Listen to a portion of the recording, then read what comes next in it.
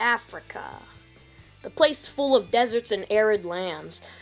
I like to tell you that I most recently visited here. It was a rather fun vacation and pretty much of a great learning experience.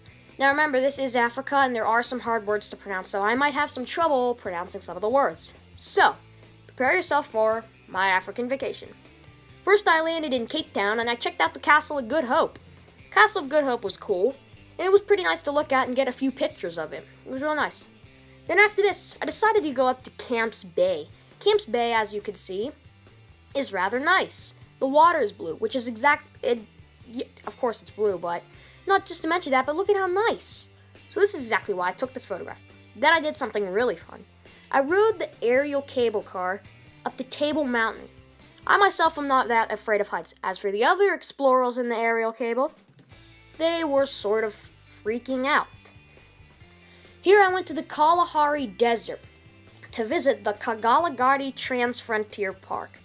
Okay, now, this place is pretty cool. As you can see, there are some, I guess you could say, pretty cool photographs that many people wouldn't get to have.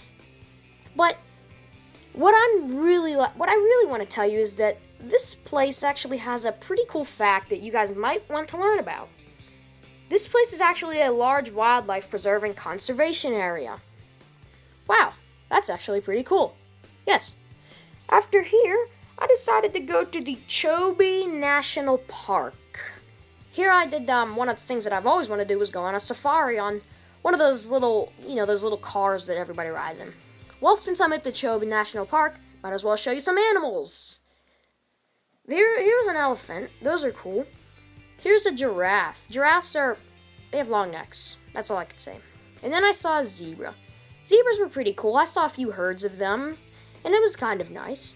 And then I saw a really cool animal, the hippopotamus. I saw a couple of them in the water, but not too many, because I don't know why they just weren't out. And then I saw everybody's favorite, the lion.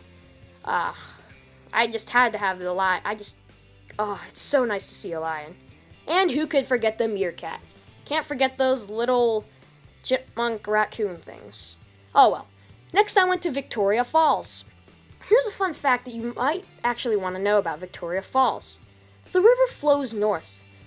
Now I was told this is due to the elevation of where the falls are and that stuff, which makes it flow north. And I also swam up to the edge, right near Devil's Pool. It's very stupid. I don't think I'd do it. Next, I went to the Kibale Forest National Park, and this place also has a pretty fun fact. It's one of the last remaining expanses to contain lowland and montane forests. I guess that's a pretty fun fact. Next, I went to Nairobi. Now look at it. Only one word can describe it.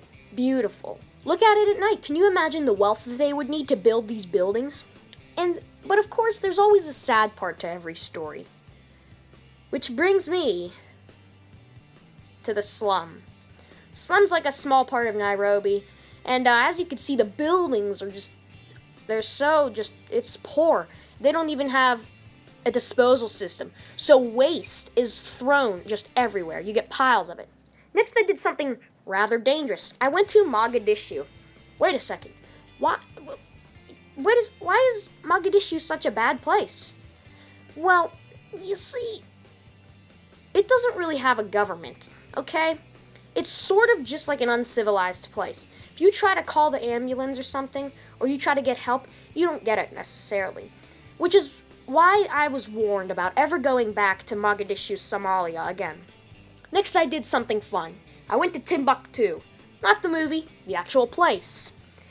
In Timbuktu, as you see, I found some of these old pages, and these just looked pretty cool, so I decided to take a photo of them. And then I saw this strange spiky pyramid. I don't know if they would use those to climb up it, or if they're used for support. All in all, it's a pretty cool place to look at. Then I went to what is often regarded as the best mosque of them all. The Djimburger Mosque. Built in 1327, and it stands as what they call the best mosque of them all. Here you go. As you can see that I went everywhere. I did a lot of traveling, and I was pretty tired.